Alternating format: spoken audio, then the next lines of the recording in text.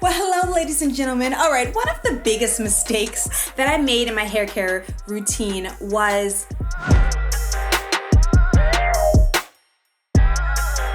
I have 3 mistakes actually. So let me go down the little list, all right? The first mistake is not putting enough stock, value, and investment in my nighttime care routine. I think especially on blogs and YouTube, we talk so much about what to do to moisturize our hair throughout the day, how to style our hair, how to get long hair, etc., etc. But a lot of times we fail to talk about the equal balance or the equal importance in a nighttime routine. So I did not have enough value. I did not place enough value in my nighttime routine. The second mistake I did was treating my edges not as well as I treat the rest of my hair. What do I mean by this? I always talk about moisture, right? We know that type 4 hair needs a lot of moisture. We need water. I always talk about how when you're moisturizing your hair, the first step is to add water. Why don't we talk about that for our edges? Now, I know I am not the only one in the world who's gonna mention this, but I feel like in the natural hair community, we put so much stock in serums and pills and sealing with oils, castor oil, Jamaican black castor oil and jojoba oils and argan oils and olive oils and all of these different kinds of oils that we're constantly talking about putting them on our edges. And, oils are great, okay? For me, they maintain a sense of malleability of the hair, so it does cause less breakage. However, where the water? And my third mistake is not paying attention to the physical trauma that I'm putting on my edges, all right? Is there something that I'm doing to my hair? Is there any kind of physical trauma to my hairline that is preventing the length retention? And then I had to look at my bonnet. My bonnet was way too tight, you guys. I needed to keep it on my head, but during the night it would slide up, and then eventually over time it would cause breakage, all right? Now, I started losing my edges right after I delivered my son, right? There's nothing I can do about that. My edges just started falling out. It is pretty natural with women who experience pregnancy and delivery. It just, there's nothing I can do about that. But then with the stress and the not sleeping and the sort of getting used to my routine as a mother and a wife, I pretty much lost control of my edges, and I lost the ability to think about what I was doing to my hair in a critical sense from an outsider's point of view.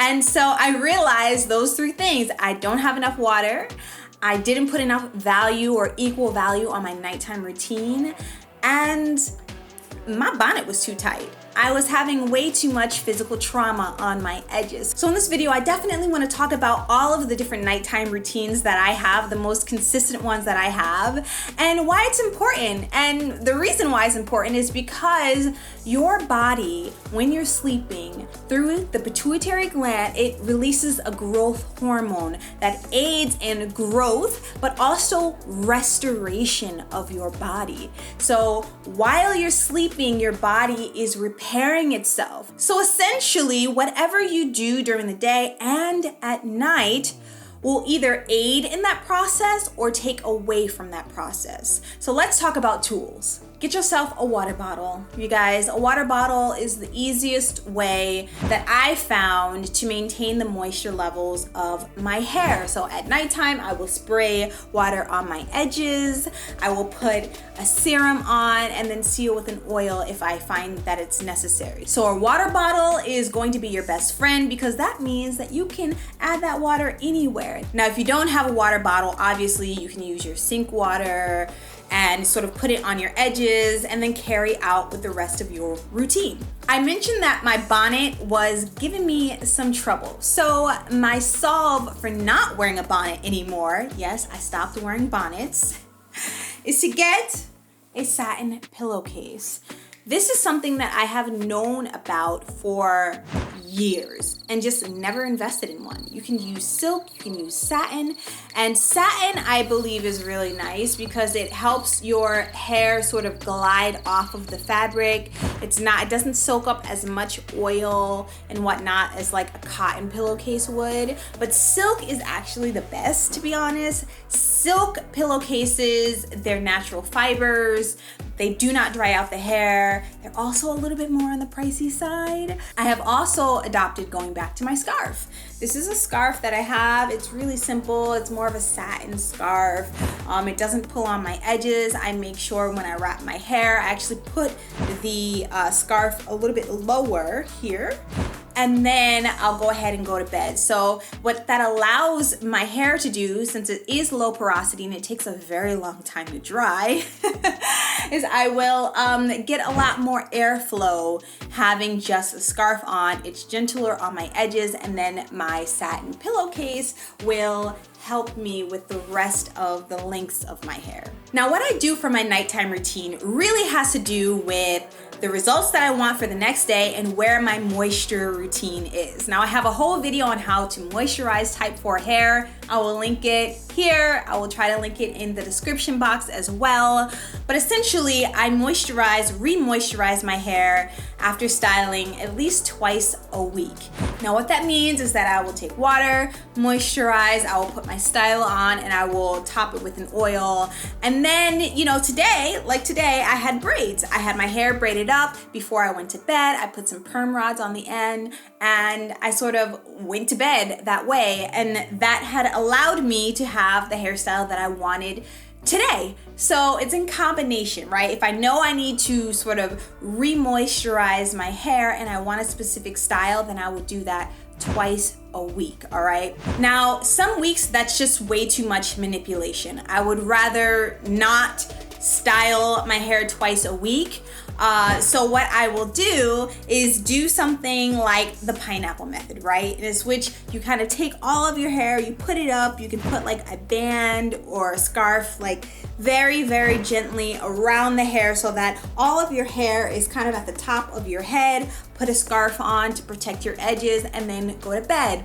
Of course, the top of your hair is going to be exposed, but that is what the satin pillowcase is. So I really like the pineapple method, mainly for wash and goes or hairstyles in which I want my hair to remain loose and I don't want to do too much. Like I might pineapple tonight because I kind of want this afro look to continue throughout the week.